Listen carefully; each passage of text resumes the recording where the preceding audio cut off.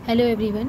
मैं आपको बीबी कुंदू का 2022 का इस ईयर का जो टेस्ट पेपर है 2022 का, उसका economics class 12 West Bengal board आपका 2018 ईयर पेपर का एमसीक्यू सॉल्व कर रही हूँ। मुझे कमेंट आया था, इसके लिए मैं एमसीक्यू आपको दे रही हूँ। पेज नंबर है आपका 259 इकोनॉमिक्स। यहाँ से स्टार्ट है। देखिए, सबसे पहला क्वेश्चन आपका हिंदी, इंग्लिश और बंगाली सब मिक्स है, तो ध्यान से देखिएगा। सबसे पहले इसका इंग्लिश में क्वेश्चन देखिए, इस तरीके से यहाँ से नहीं, यहाँ से है।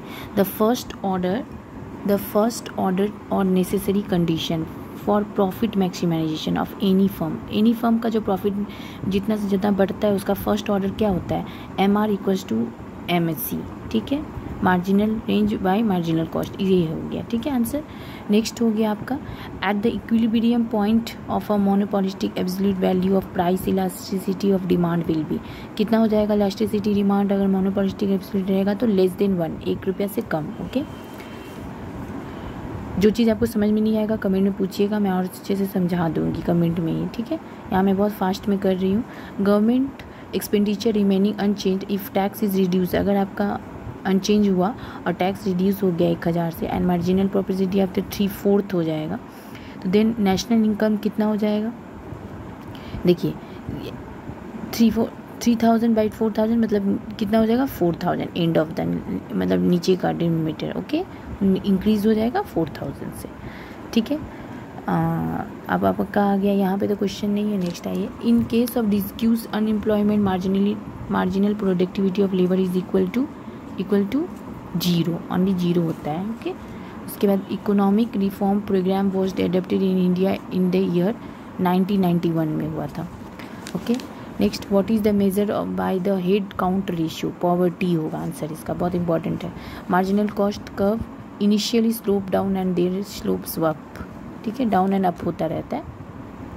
If the given value of variable are all equal to then is the standard division क्या होगा इसका? 0। ठीक है, नेक्स्ट में आइए। In the case of perfectly inelasticity supply the supply curve is what? Vertical. Okay, next the value of investment multiplier will be 1/1 minus MPC। ठीक है, next आइए। ट्रू फॉल्स आपको देना है। ट्रू फॉल्स में आपका the monopolistic is a price maker. True, yes. Under monopoly price is always equal to marginal cost. Yes, true. Greater is the value of Gini coefficient. Greater होगा, greater will be the magnitude of the inequality in income distribution. The minimum value of standard division is 0।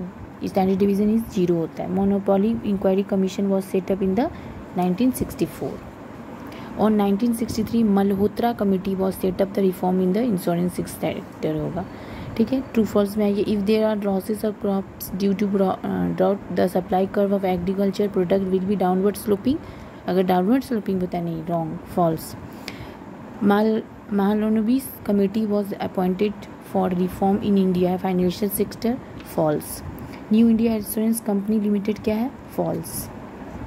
मतलब true false बताना है, sorry, ये मैंने ये new India insurance company limited is a private sector insurance company. False, ये आपका private company नहीं है। According to the Melbourne committee income equality is greater in the urban areas than in the rural areas. Yes, rural area से ज़्यादा ही urban area का ये है। ठीक है, income equality in India was has increase during the plan period. क्या होगा plan period का? ये आपका ट्रू है। ठीक है, the difference between the maximum and minimum value of variable is called range. True. Okay, ये राइट है। If 10 is added to each value of variable is standard division will remain unchange. क्या हो जाएगा? Unchange होगा। True.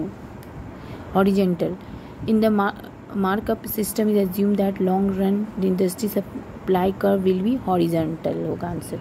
The true पर there exist no difference between firm and industry monopoly market. True, yes, true. देखिए, मैंने कुछ concept समझाते हुए नहीं किया, मुझे बहुत फास्ट में आज सारे देने हैं। मैंने अभी इंग्लिश का दिया 2 पार्ट, इको का दिया है, क्योंकि मुझे अब इसी वीक में सब कुछ बोल ख़त्म करना है, तो मैं कॉन्सेप्ट में आपको नहीं समझाते हुए, थ्योरी नहीं समझाते हुए डायरेक्ट सॉल्व दिया है। अगर आपको कुछ भी प्रॉब्लम है तो आप कमेंट कीजिए, उससे मैं क्लियर कर दूँगी कि ये कैसे हुआ। आपको अगर प्रॉब्लम है तो आप मुझे कमेंट कर दीजिएगा, तो मैं वहाँ से आपको बता दूँगी, क्योंकि अब मेरे पास एकदम समय नहीं है और बहुत सारे सब्जेक्ट का देना है, प्लस यहाँ पे क्लास 11 भी बोले जा रहे हैं। इसी वजह से मैं बहुत फास्ट में बताती जा रही हूँ, विदाउट कोई कॉन्सेप्ट, विदाउट एनीथिंग। आपको जिसका भी कन्फ्यूजन है आप कमेंट कीजिए, क्योंकि अभी मैं कमेंट के सारे आंसर्स दूँगी इस वीक से। ठीक है, थैंक यू।